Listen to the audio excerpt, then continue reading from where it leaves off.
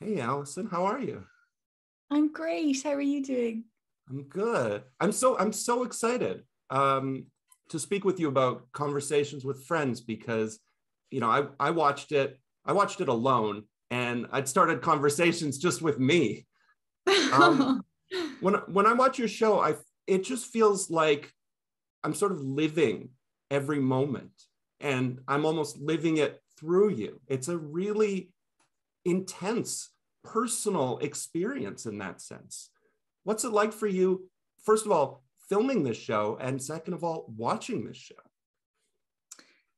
Thank you so much for saying that. I kind of, it's a funny thing because I guess the book is all from Frances' perspective, and so it's Mhm. kind of a running inner monologue for this whole kind of period of her life. And because very early on, production made the decision to not have a kind of, an overscore, like a kind of voiceover throughout the whole thing, and that they Mhm. were going to shoot it, yes, from her perspective, but with more of a kind of an open lens. I think it was a really interesting kind of I guess journey for me of how to kind of keep that running inner monologue that that we all have, that all characters have, and everyone has in their own life, that we're kind of constantly commentating on the situations we're in or the people that we're interacting with in our heads, to just really keep that alive. And it's such a big part of the story, and because she is such an internal guarded person, keeping that part alive always felt really important.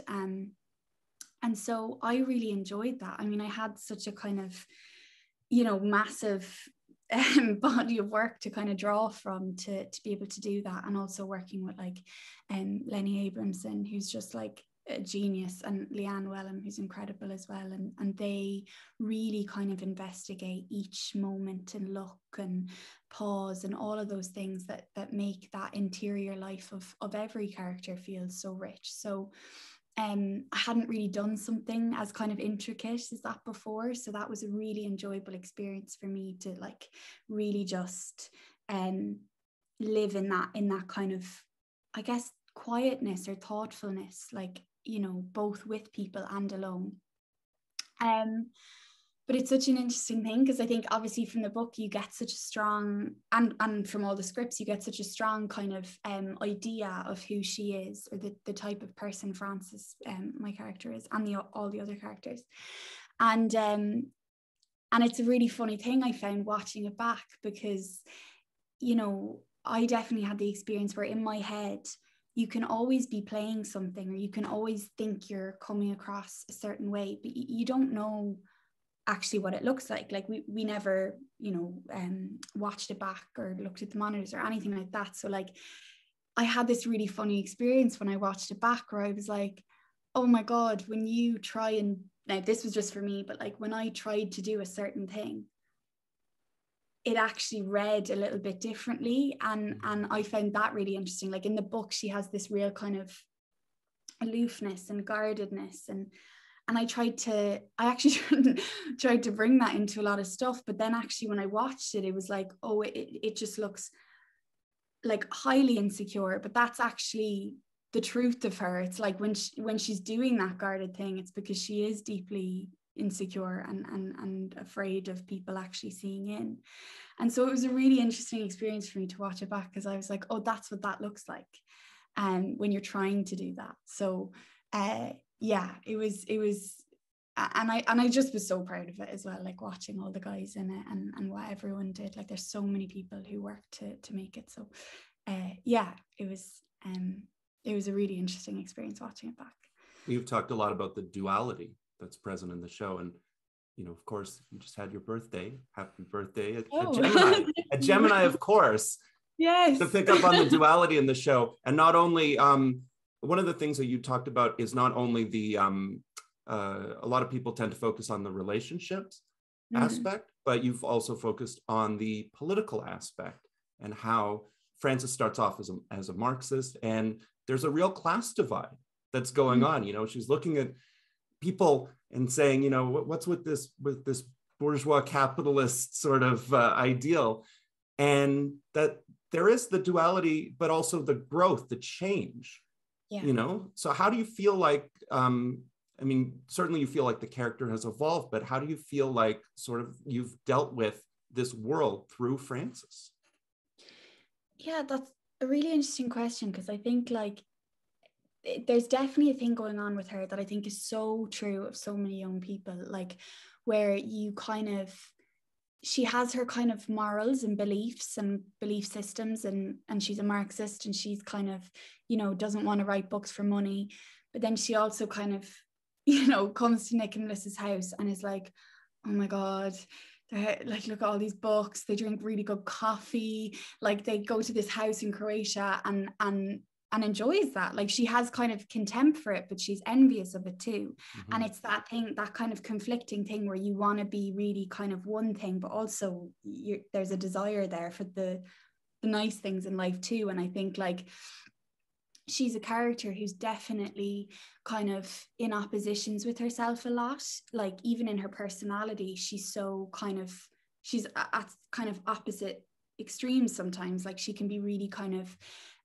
insecure and guarded and withholding, and then also she can be like really reckless and totally like just go after what she wants. And so I think, I guess, during this time in her life that we kind of see her form all these relationships with different people, or her relationships be challenged, she kind of has to, I guess, acknowledge herself, if that makes sense. Like I think she shuts life out a lot, and I think that the, you know, embarking on this affair obviously has many repercussions, and not only through the affair, but actually through so many other things in her life. She's learning to kind of, you know, she's becoming an adult in this world and learning how to take responsibility. And so, you know, she doesn't realize she's getting to that point, but it was a really interesting thing for me to kind of track her progress of like even maturity or kind of responsibility, I think, as it went on, and when does she actually start learning from those mistakes, or when are they not mistakes anymore and their choices. And, you know, so it was really, yeah, that was a really interesting part of it. There were a lot of scenes that really kind of hurt. They hurt me through sort of you. But I liked them as well. You know, I'm thinking of the scene in the rain in particular, where she's not feeling well. And, you know, there's certainly the scene in the bar. I don't know if people talk about that enough, where, you know, that she meets this twit in a bar and still goes home with him, even though, you know, he's kind of very basic. And a lot of it felt, again, that duality is present, where these are kind of hard to watch, but also they're very affecting, and, you know, you feel them. You know, I really felt that. How does that feel for you? How does it feel filming? And, you know, do you have sort of those favorite moments on the show? Thank you. Yeah, I mean, it feels, I guess it feels great, because it feels like things are happening, I suppose. And that's always really exciting in acting, kind of. And I think that's a really big thing that Lenny does so well, is he always kind of talks about there always needs to be kind of two things happening. You know, it's never just one thing. There's always kind of a couple of things happening in a moment, because that's true of life completely. And I think I just really enjoyed investigating all of the different parts of her, and that definitely rang true of when judging on who she was with. You know, I think you see hopefully a different Francess when she's with Bobby to when she's with Nick, to when she's with her dad, to when she's with Melissa. Like she definitely is very multifaceted, and that's a big part of, because she doesn't know who she is really, and she is quite lost. And so that duality that you're talking about is just a really exciting thing to play, and actually feels to me like very true of, you know, definitely that age. Like I think this story is about so much, but I think the thing that like moved me the most when I read it was like just the coming of age aspect, and how hard it is to like just grow up and like just kind of face reality a little bit. And I think it's written about so beautifully in the book, and something that I guess we see all the characters go through in a sense. But yeah, I really enjoy kind of playing out all the different versions of her, and kind of learning why she was kind of adjusting herself with kind of all the different people in her life. So to build on that, you know, she is quite different depending on who she's with. I wanted to ask about with Nick, with Joe. You know, you're quite often, I noticed, paired mainly with Joe in interviews. You know, maybe not as much with Sasha, even though that relationship is very different. One of the things that I find interesting about the Frances-Nick relationship is that there is that power imbalance. You know, Nick is a lot older, he's married, you know, he's from a different social class. And also, you know, I read a lot into names, and I think of Nick, you know, I'm thinking immediately of like a cut, you know, it cuts in. But you play them so well because, you know, even though there is that power imbalance, I feel like Frances either has or maybe even gains more of the power throughout, you know, she's constantly changing. So what was it like working with Joe and sort of finding that power imbalance, or maybe balancing the power? Yeah, I think like it was something we definitely like would have talked about, because I think, yeah, definitely on paper, you know, that you can kind of see that might seem like the power might be more with Nick. And I think there's really something really interesting about going the unconventional way with that, and that kind of you know, for want of a better word, the other woman is kind of the one who is really kind of, she I guess she has great agency in that from the beginning, but without realizing she does. I think she feels, because obviously she doesn't know what he's going through, she's kind of confused by his kind of, I guess, what she sees as kind of being mysterious or withholding. She is confused by that, and that gives you both power and not, because you're kind of, you can kind of drive things forward, but then also at the same time you don't even know if they want it, you know. So I think she's very confused in the beginning, but actually does feel that kind of like, it's like the more that she pushes it, she's kind of almost testing how far I can push this, and he responds each time. And so she's kind of like, she does feel that, but it definitely gets flipped as it goes through, but not flipped, I don't think, because of their like who they are, and him being older, or, you know, wealthy, or, you know, any of those things. I think it's more like the complications of a relationship and who's in what place, and obviously that relationship is so complicated because he's married, and, you know, all of those things. So it was actually really interesting to develop that, because it keeps changing throughout the series with Joe, and to kind of track, you know, who, and I don't think we ever had a discussion of like who has the power in this scene. Like I don't think it was actually something we talked about in that way, but more just like, you know, it's just interesting that she, because of the person that she is, actually is the one that ends up really driving this, and they kind of go through different phases of you know, the early stages, and then deciding to be more committed to each other, and then falling out of that pattern, and then needing each other again.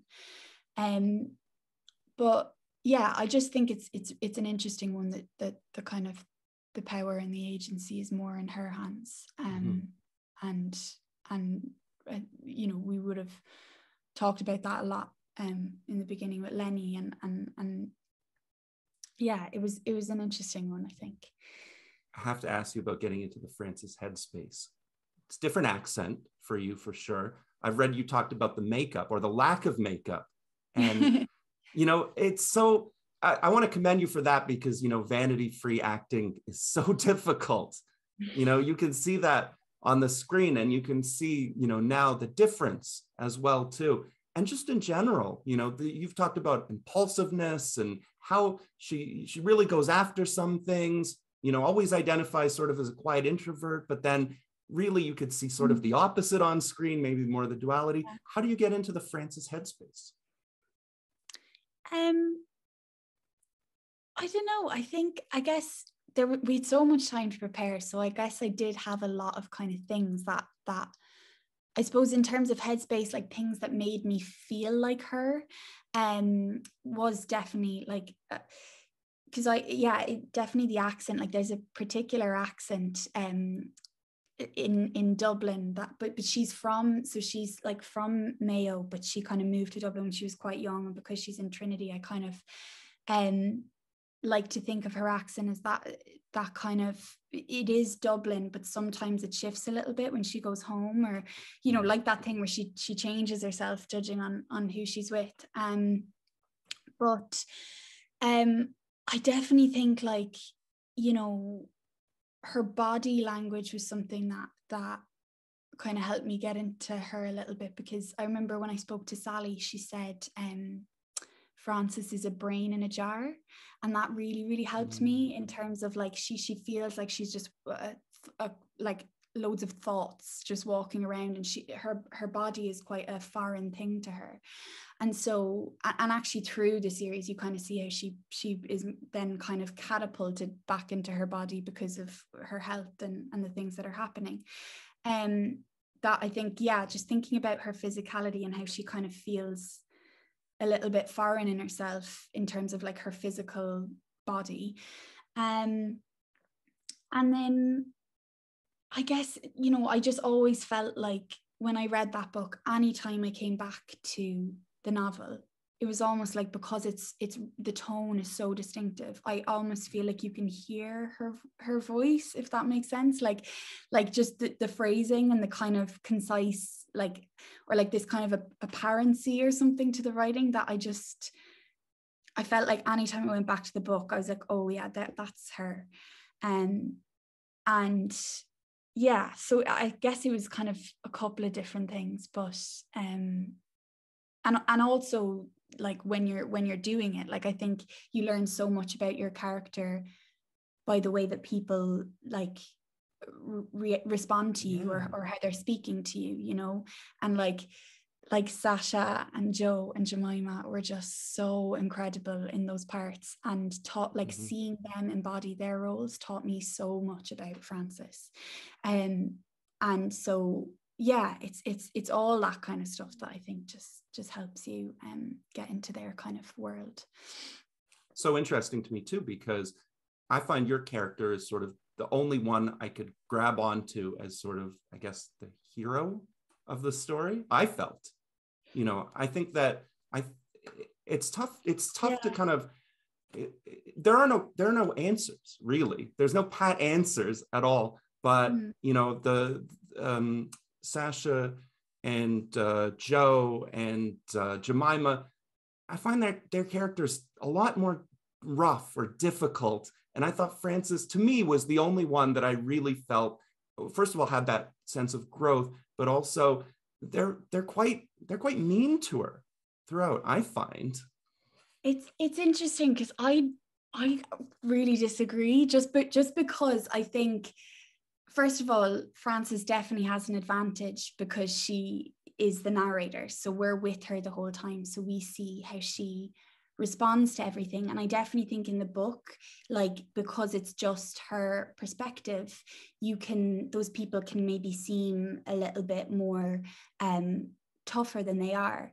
And I think what's so interesting about the series is, like, when the guys came in, like, I thought they all brought such a vulnerability to those characters that maybe, like, you get less so in a book, because in screen you see someone, like, feeling the emotion, like going through it visibly, and in a sense, like, Francess is I mean, I love her so deeply, and I care about her so much. And I think what I find really, what drew me to her is because she is so flawed, and that feels very human to me. And that, I think it's really interesting to hear you say that, because in a sense, she causes all these people a lot of pain, as they do to her. But that's, that doesn't mean that she is a bad person. There just might be bad behavior at play, but that they like she has the capacity to grow and change from that. But I guess for them, like, they are all like pinnacle relationships in her life, and we get to see in the series the effects, like visually see them go through the things that her actions have caused them. And so I feel like with Sally's books, the characters in all her books, like what makes it so brilliant is there are no heroes or villains, they're just people. And so like that's just my take on it. But it's interesting to hear you say that, because I guess it's such a kind of a complex story that everyone kind of I guess has a different response to it. But I just feel like that's what's so cool about her stuff is everyone's kind of just, you know, flawed and also, you know, great. And so it's just like human beings. I think maybe it's the way you manifest it on screen, is that your face kind of absorbs that. I feel sympathetic towards you because you have a face that's really willing to sort of maybe manifest or absorb that energy from around you. So when I see it, but what's it like for you when you see yourself on screen in this role? Do you feel like you? Do you feel like you're sort of floating above yourself? How much does Francess feel like? I think, I mean, definitely when I, like, I think when you watch yourself the first time, or certainly I felt like a little bit like, oh my God, like I was a bit like, oh God, like I kind of, because you just, and it's the silly things you kind of cringe at, like, you know, like your hair looking a bit weird, or like, you know, something stupid, and it's only when I had a little bit of distance that I could actually watch it as a story or a show. But like, I don't think, well, for me anyway, I don't think I could ever completely like watch that and be like, you know, that's not me or anything. Like I definitely can recognize it's me, but I think the more distance I had from it, like I think, you know, when they were locking the episodes, they were really good at like sending them to us as they were kind of being finished. And I have such a different response to when I watched them the first time to, you know, when it came out and I watched a couple of episodes with my friends. Like I think when you have that distance, you can kind of, because you're no longer thinking about like, oh, I you know, that was that take and that was that moment, like it's you have more kind of separation from it. And so I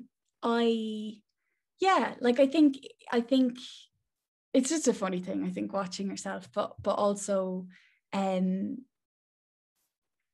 like I guess watching the show kind of made me just proud, I suppose. And like I don't really know, I think just it's a funny experience, but also lovely because I'm proud of the show. Okay, so now the show is out, people have very strong reactions to it. I think it's the show of the year. I think this is the performance of the year. And I'm not just saying that because, you know, we're doing this and we're talking. I really genuinely was so touched by it. What have been some of the reactions that have stayed with you? What's it like hearing about the show now that it's out in the world?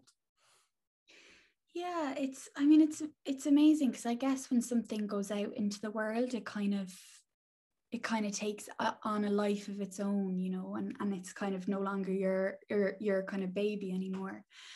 But yeah, I like it's really interesting to hear people talk about, you know, I guess the themes that it's talking about, and can you love more than one person, and challenging, you know, what we're taught from the beginning of you know, monogamy is the one way to kind of have a relationship, and what other models actually of loving one another can we normalize, and hearing kind of discussions about that.